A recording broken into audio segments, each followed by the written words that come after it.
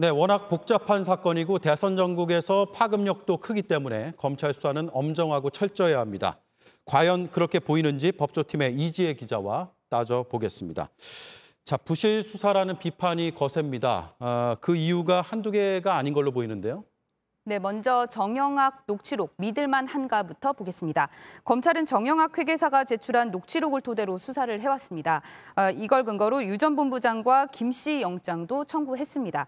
어제 영장심사에서도 녹취록을 두고 공방이 있었는데요. 김 씨 측은 녹취록이 편집됐거나 사본이거나 음성 변조 가능성이 있다고 주장했습니다. 앞선 소환 조사 때는 들려주지 않던 거를 영장 심사 때 갑자기 틀려고 했다는 겁니다. 네. 결국 법원이 증거 능력에 대한 얘기를 하면서 틀지 못하게 했습니다. 특히 녹취록에 나오는 내용을 제대로 검증하고 증거를 수집했느냐, 이 부분에 대해서도 의문이 제기된 상태입니다. 네. 녹취록이 사건의 윤곽을 파악하는 데 중요한 자료인 것은 분명해 보입니다. 그래서 언론에서도 계속 취재를 하고 보도도 하고 있죠. 다만 수사기관은 증거 능력을 분명히 따져야 되고 그 부분이 미흡한 것 같아 보입니다. 이거 말고도 다른 증거를 수집하는 것도 좀 미흡한 점이 있죠. 네, 두 번째 키워드, 허술한 증거 수집입니다. 검찰은 앞서 유동규 전 본부장의 자택을 압수수색하면서 휴대전화를 놓쳤습니다. 검찰은 4일 CCTV 확인 결과 압수수색 전후로 창문이 열린 사실이 없다고 했습니다. 그런데 나흘 만에 경찰이 이 휴대전화를 찾았습니다. 네. 말 맞추기부터 증거인멸, 도주 우려 등을 입증할 때 휴대전화의 통화 내역이나 녹음 등이 사용이 되는데요. 중요한 단서인 휴대전화를 찾기 위한 노력을 안 했다고 해서 지금까지 논란이 이어지고 있습니다. 네. 자, 휴대전화 확보 문제뿐만은 아닌 것 같습니다. 돈의 흐름도 제대로 파악을 하지 못했다면서요. 네, 검찰이 제대로 추적을 했는지 의문이 드는 대목이 있습니다. 김만배 씨의 계좌 추적도 안 했다고 하고요.